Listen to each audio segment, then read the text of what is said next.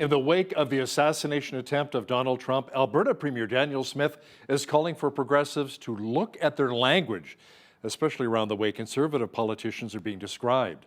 Now, to chat about this in more detail, a Sun columnist, Brian Lilley, joins us once again from Toronto. Brian, it appears as though Smith is receiving heat saying she used inflammatory language. But I mean, U.S. President Joe Biden is calling for Americans to turn down the temperature, even though there was an alleged post on social media by Biden saying that Trump should be put in the bullseye. Are we seeing similar things happening here in Canada? He said that in a conference call with donors. He posted that to social media. He was asked about it in an interview with NBC's Lester Holt. I don't know if you saw this the other night. NBC had a sit-down interview. It went about as well as the George Stephanopoulos one went. And Biden was asked about saying put Trump in a bullseye, and he said, "Well, but I didn't say crosshairs. I said bullseye, not crosshairs. There's a difference." Not really. And that's part of the problem. Look, Smith is right that we all need to look at the language that we're using and overheated rhetoric. And we should not be calling for people that you disagree with politically to be jailed or shot. Don't call people who, you just have a disagreement with traitors, things like that, which happens on all sides. But the progressive movement, be it in Canada or the United States, loves to stand up on a pedestal that they themselves have built for themselves and declare that they are pure, they are clean. And it's just those dastardly conservatives over there who won't stop saying nasty things. That's not reality, Hal. And we shouldn't accept that as reality. I can tell you, as a public figure who leans to the conservative side, the nasty things that I am sent on a daily basis. I can only imagine what it's like for someone like Danielle Smith or Pierre Poilievre or Doug Ford. It's even worse for conservative women. We always hear that, well, liberal women are being attacked. So are conservative women. And the misogyny comes out on top of all of that. And it can be incredibly nasty. You have to have an incredibly thick skin to deal with it. But that's you dealing with it personally. And then what about the rhetoric that down in the States, we saw Democrats compare Trump to Hitler repeatedly, to say that he was a threat to democracy, that he must be stopped, he cannot be president. And then someone tries to shoot him. And when conservatives say, well, we should maybe tone down the temperature, it becomes, well, no, you started it first. As soon as there is any shooter that they can link to a conservative point of view, it becomes, don't you know that words are violence and their rhetoric has consequences? And look at this person, look at that person.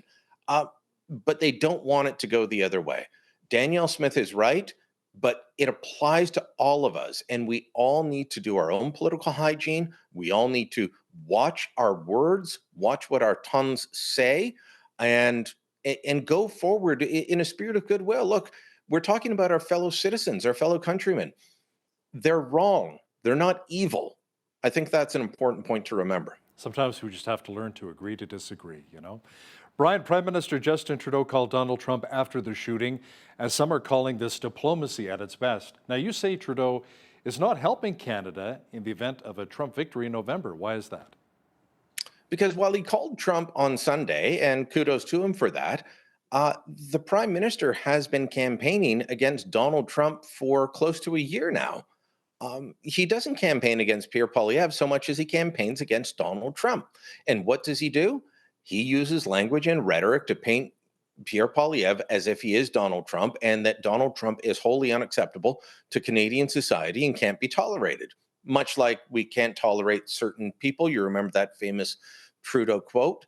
So, can you think that the Liberal Party of Canada can put out video after video, social media post after social media post, email fundraiser after email fundraiser, denouncing Donald Trump, and Trump won't hear about it in some way, shape, or form? The guy is poised to become the next president of the United States. If we go until October 2025, that means 10 months of Trump and Trudeau being in office together at the same time. Is that going to go well for Canada? If Justin Trudeau has to ask Donald Trump for a favor for our country or to exclude Canada from some protectionist trade measure, do you think that's going to go well? It's not. And so, fine, he called him on Sunday. That's the humane thing to do. That's the right thing to do. How about you stop playing silly political games with our national interest and stop attacking your main political opponent by comparing them to someone in another country that you clearly don't like? A lot of talk around the water cooler right now, Brian, is if Justin Trudeau will stay on or go as Prime Minister. Now, new poll shows his party still lags well behind the Conservatives. There's also bad news for those who hope to potentially replace Trudeau as Liberal Party leader. Absolutely. Nobody knows who they are. Uh, this is an Abacus data poll. They did something interesting. Okay. So they did another national survey of where the voter support is. And nationally, it's a 20-point lead for Pierre Poilievre and the Conservatives, 43 to 23%. That's 67% support for the Conservatives in Alberta, 47% support for the Conservatives in Ontario. These are massive majority numbers. But then the guys at Abacus Data decided, okay, do people actually know if we show them a photo, do they know who this person is? Well, 98% knew who Justin Trudeau was. And the, the, the weird thing for me, Hal, is I want to know who the 2% of Canadians who've shown a photo of Justin Trudeau don't know who that is.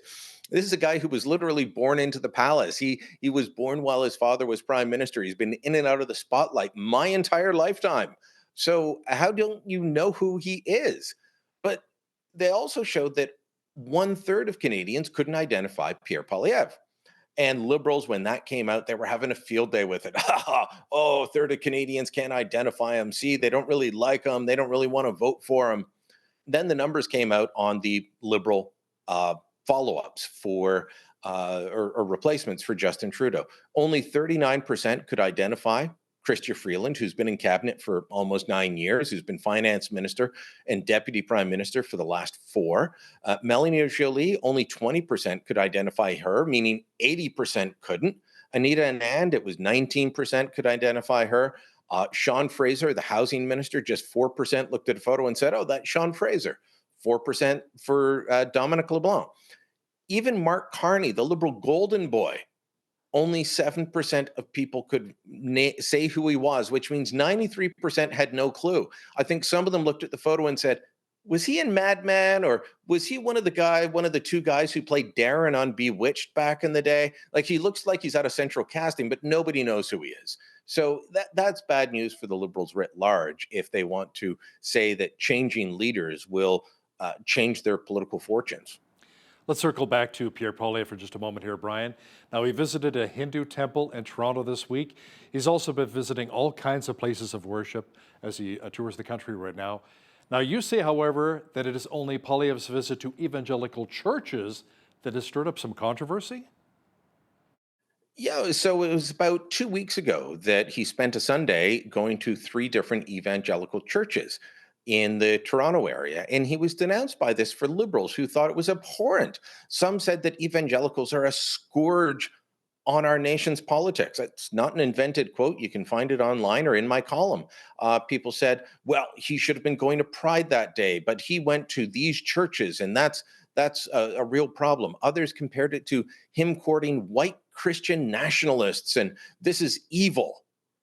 One of the churches was in Markham, Ontario, a suburb of Toronto that is heavily Chinese. Guess what the congregation is? It's a heavily Chinese Christian evangelical church. 2 of the churches were in Brampton.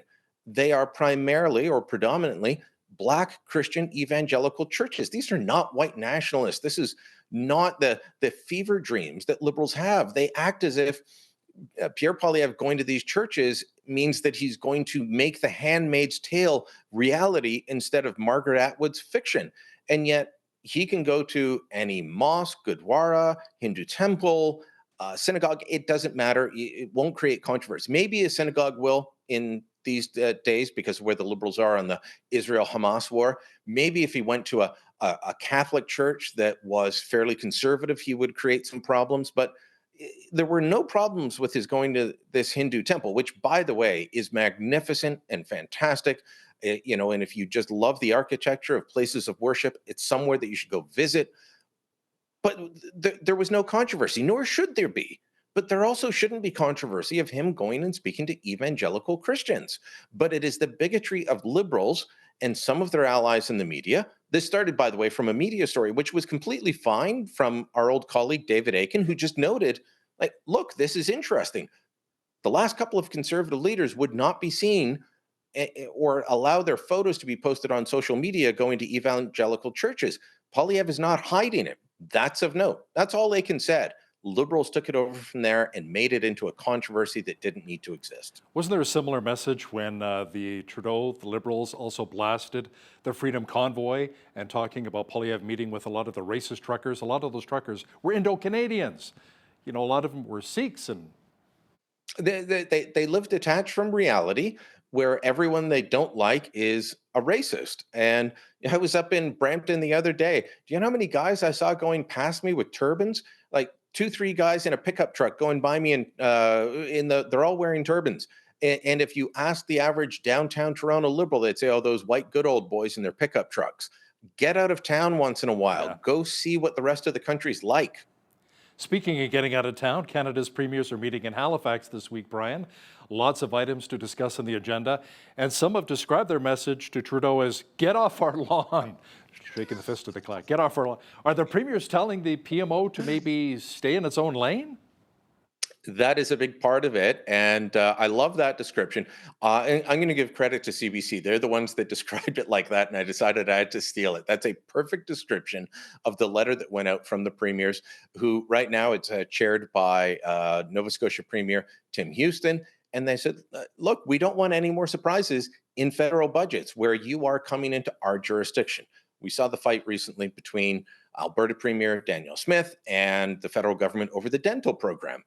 And she said, look, if you want to do a dental program, back the one that already exists. By the way, that's the message from almost all the premiers, because they all have a dental program of some sort that is far less onerous and cumbersome and bureaucratic for the dentists than the one that the Liberals invented and which so many dentists have actually rejected. But whether it's dental care, childcare, all these things, the federal government acts as if it wants to be the province. And you'll notice, what don't they fund?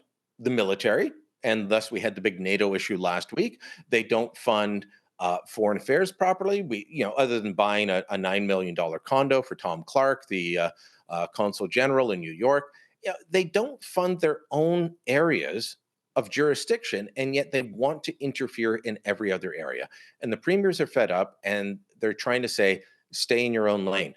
And just to give you an idea of why that matters, we've heard in every area of the country problems with the so-called $10 a day childcare system. It was never properly funded.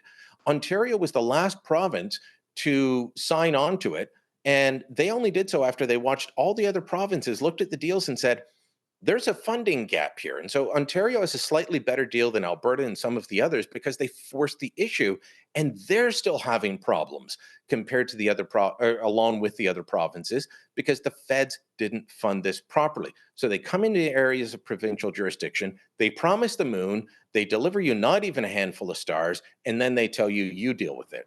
Now, Brian, speaking of a lot of funding, let's talk about the CBC for just a moment here. There are more calls from many Canadians to defund Canada's public broadcaster, especially after the CBC decided to give almost 1,200 of its executives taxpayer-funded bonuses, this despite a bunch of cuts, where a lot of jobs were lost by journalists here. And leading the charge to defund the CBC is CPC leader Pierre Poilievre. This is one of Pierre Poilievre's most popular promises, and he has been making it for ages. I had some colleagues react as if, oh, is this new? No, he has been saying since the leadership campaign that he will defund the CBC. He has made it a regular point to put into his stump speech that he can't wait to, what's the phrase he uses? It warms his heart to think of the day when a family will pull up to the former CBC headquarters and turn the key into their affordable condo apartment that they've now got because he sold it off for affordable housing. And that always gets huge cheers from the audience. It's got to be one of the most popular ones, but it's made easier by Catherine Tate, the CEO of CBC, who called on the carpet over bonuses at a time when the state broadcaster is laying off people and their ratings are in the toilet, she turns around and says, "Oh no, no, these aren't bonuses. This is performance pay. We don't do bonuses. This is performance pay." A rose by any other name? How? And so they've got all these layoffs, they've got rotten ratings, and they still think they should give out bonuses. So they announced that we don't know the total dollar value of the bonuses yet. That will come out eventually. The only thing that we can take as a sign of hope is that CBC decided that they would follow the public mood and say they will review their bonus situation. How you get bonuses when the only thing going up are their web hit numbers, which is not something there's a business they're supposed to be in, and everything else is going down. I have no idea. But then again, I don't live detached from reality like Catherine Tate apparently does. Political columnist Brian Lilley, thanks so much for joining us from Toronto. Thank you, Hal.